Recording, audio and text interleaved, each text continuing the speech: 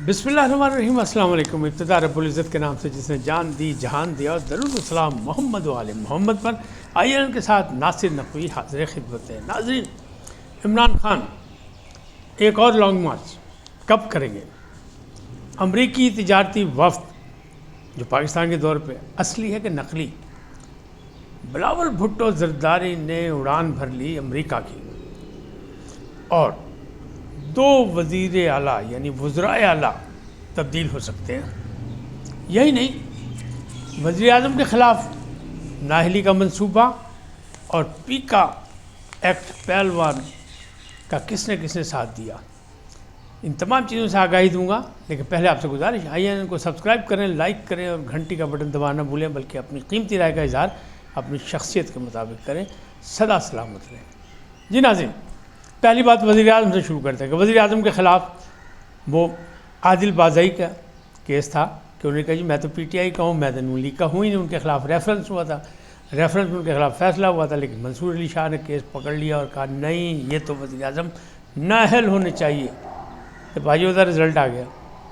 कोयटा की सिविल अदालत से पहला जो हल्फनामा था जिस पर ज़र्क खान ने तस्दीक की थी, और आदिल बाज़ई 16 तारीख को यानी 16 फरवरी को पहुँचे थे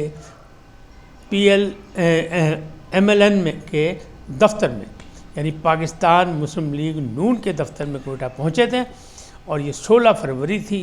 तो जब उन्होंने कहा कि जनाब मैं तो मुस्लिम लीग नून में, तो वहाँ जो एक अटारनी को बुला के यानी बाकायदा पेपर बनाया गया, उस पर ज़र्क खान ने तस्दीक की थी कि अच्छा ठीक है जनाब, बिल्कुल हम आपको वेलकम करते हैं। लेकिन बाद में उन्होंने कहा नहीं जी, मैं तो 20 तारीख को जनाब मैं तो सुन्नी इत्तेहाद में चला गया।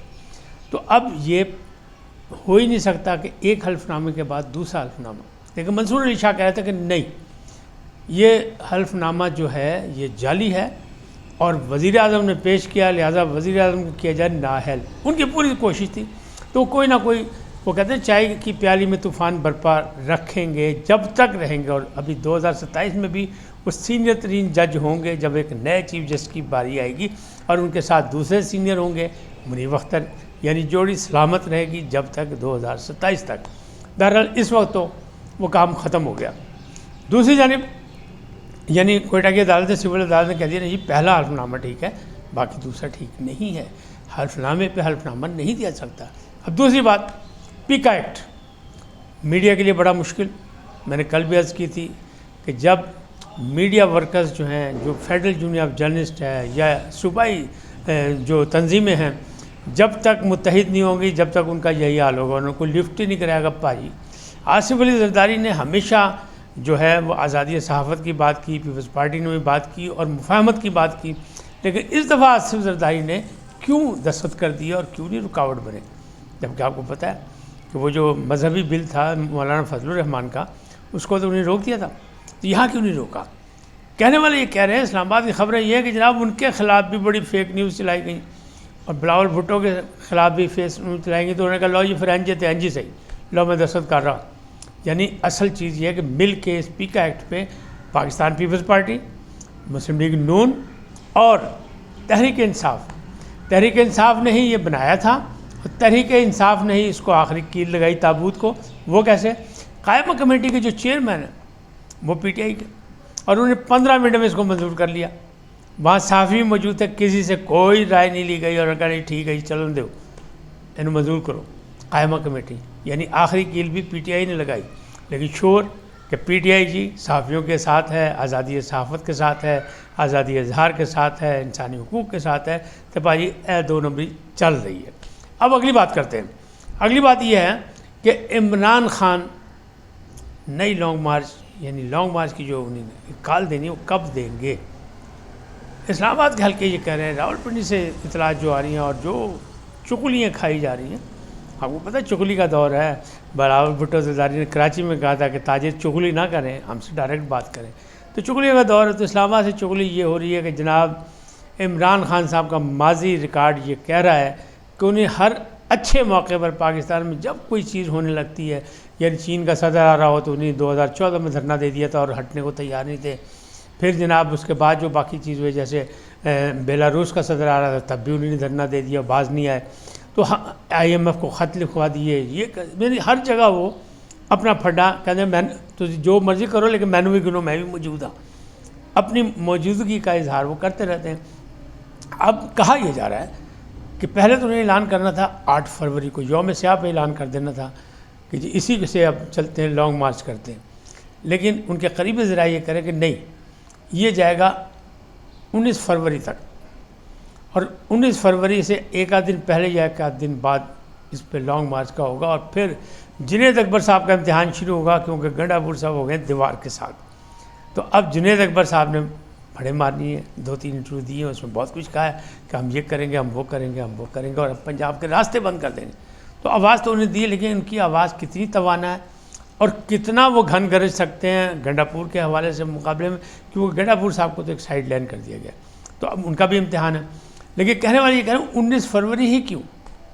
تو بھائی پاکستان جو ہو رہی چیمپئن ٹرافی کرکٹ کی بہت بڑا عالمی ایونٹ ہے، 8 ملکوں کی ٹیمیں آ رہی ہیں، بھارت نے اس کی مخالفت کی کہ پاکستان میں تو صورتحال ہی صحیح نہیں ہے، امن عامہ کا مسئلہ ہے، وہاں ہم جائیں گے نہیں، اور پھر بیچ بچا ہو کے یہ ہوا کہ جناب وہ نیوٹرل جگہ پہ کھیلیں گے دبئی میں، یعنی شارجہ دبئی میں، تو پھر آئندہ پاکستان بھی 2027 تک نیوٹرل جگہ پہ ہی کھیلے گا، ورنہ نہیں کھیلے گا بھارت کے ساتھ۔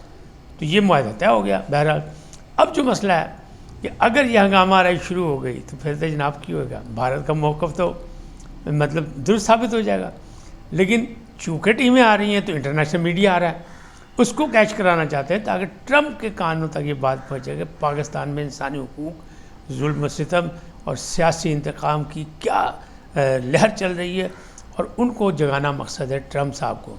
تو ٹرمپ صاحب ابھی جاگ نہیں رہے، ابھی تک فون نہیں آیا، اور ابھی ان کو بہت سے مسائل، انہوں نے تو بڑے مطلب تیا پاچا کرنا شروع کیا ہوا ہے، انہیں تارکین وطن کے حوالے سے بھی کیا ہوا ہے، اور انہیں بور میں پھر وہ جو تھے وہ لوگ جو نوجوان جو حماس کا ساتھ دے رہے تھے، فلسطین کی حمایت میں یونیورسٹیوں کالجوں سے جا کے مظاہرے کر رہے تھے، انہوں نے بھی بوریا بسترا گول کرتا ہے۔ اب معاملہ کیا ہے؟ معاملہ یہی ہے کہ پاکستان میں ایک امریکی وفد آیا ہوا، جینٹری وہ جو ہے نا اپنا بیچ ان کے سربراہ ہیں۔ اب یہ جینٹری صاحب جو ہیں یہ کون ہیں؟ یہ ٹرمپ کے بیٹے کے دوست ہیں۔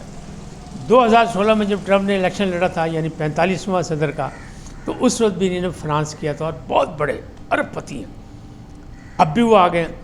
کچھ لوگ یہ کہہ رہے ہیں کہ یہ سارا جو آنا جانا جو ہے یہ محسن نقوی صاحب کا کارنامہ ہے، انہیں جا کے جو ملاقاتیں کی یہ وہ، لیکن دوسری طرف محسن نقوی صاحب کے جس سے ملے تھے کانگریسی رکن سے، اس نے پھر ایک ٹویٹ کر دیا کہ جناب فری عمران، تو آپ کیسے کہہ سکتے ہیں ان کا کارنامہ؟ لیکن رزلٹ نکلیں گے ان کے کارنامے، جو انہوں نے ملاقاتیں کی تھی، کچھ پس پردہ تھیں، کچھ ظاہری تھیں، ان کا رزلٹ سامنے آئے گا۔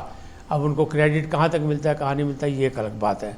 اگلی بات یہ کرتے ہیں کہ جناب 2 وزراء اعلیٰ کی جو ہے نا اپنا خطرے میں ہے شخصیت، ایک تو گنڈا پور صاحب ہیں جن کے بارے میں سب نے نشان لگایا ہوا کہ باس بھائی باس، کہ وہ گنڈا پور صاحب نے عمران خان صاحب سے جو کچھ باتیں کی اس میں انہیں یہ کہا ہے ہن میں چڑھائی نہیں کرنی، سائی ناراض ہو گئے نے تو بس کرو، بڑی ہو گئی، ان کوئی اور طریقہ اپناؤ، تو لہٰذا ان کو انہیں نکرے لگا دیا کہ اب کسی اور کو تیار کر لیا۔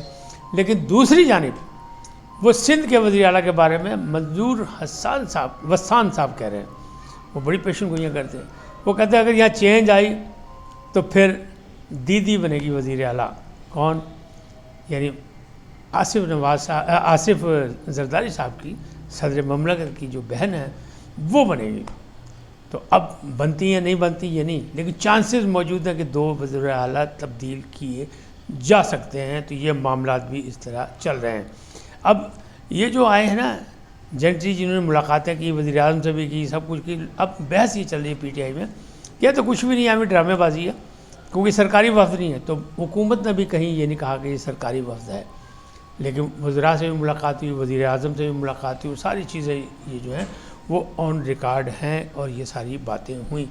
تو اصلی نقلی کی بات کوئی نہیں ہے، یہ تجارتی لوگ ہیں، اور جو تجارت کے لیے مختلف جگہ جاتے ہیں، اور وہ گئے ہیں، آگے ہیں، اور انہوں نے ملاقاتیں کی، انہوں نے سرمایہ کاری کی یقین دہانی بھی کرائی ہے، تو پاکستان کی معیشت کو سپورٹ کیا جا سکتا ہے۔ دوسری جانب طالبان کو دھمکی دے دی ہے امریکہ نے کہ بھائی جڑا اسلحہ اسی چھڑ کے گئے تجھے ادھر ادھر بیچن دے ہو، وہ دہشت گردوں کے ہاتھ میں وہ واپس کر دو تو ہم تمہاری مدد کریں گے، ورنہ مدد نہیں۔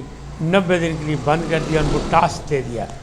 تو ایسا ہوتا ہے جب جہاد افغانستان ہو رہا تھا صدر ضیاء الحق کے دور میں، جب بھی ہوا تھا، جب روس کی پسپائی ہوئی تھی، وہاں جتنا اسلحہ گیا تھا وہ اسلحہ پھر بعد میں بیچا گیا، بھارت نے لیا، پاکستان نے لیا، مطلب مختلف ممالک، افریقہ بھی گیا، دہشت گرد تنظیموں نے بھی لیا۔ تو اب امریکہ کو یہ فکر پڑ گئی ہے دنیا کے امن کے لیے کہ جناب یہ اسلحہ جو ہے ہم نقشے دیتے ہیں، وہاں سے نکالو، اور ہمارے کچھ اسلحہ انہوں نے جو ان کے سہولت کار تھے امریکن کے، انہیں پکڑ کے طالبان نے لے لیا اور ان کو بیچنا بھی شروع کر دیا۔ تو انہوں نے کہا بھائی اینج نہیں، امداد جب بھی ملے گی جب ہمارے ساتھ تعاون کرو گے۔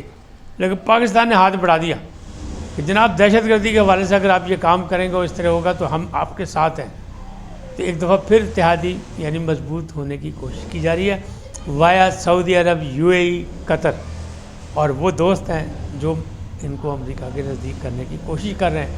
اب ٹرمپ صاحب جب تک ایک بڑا بھرپور بیان نہیں دیتے، جب تک معاملے سدھریں گے نہیں، صرف افواہیں چلیں گی، خبروں کو افواہیں قرار دیا جائے گا، لیکن بہرحال جو ہے وہ تو ہے۔ اس وقت اتنے، پھر ملیں گے نئے موضوع کے ساتھ۔ جاتے جاتے آپ سے درخواست، آئینہ کو سبسکرائب کریں، لائک کریں، گھنٹی کا بٹن دبانا نہ بھولیں، اور اپنی قیمتی رائے کا اظہار اپنی شخصیت کے مطابق کریں۔ سدا سلامت رہیں، اللہ نگہبان۔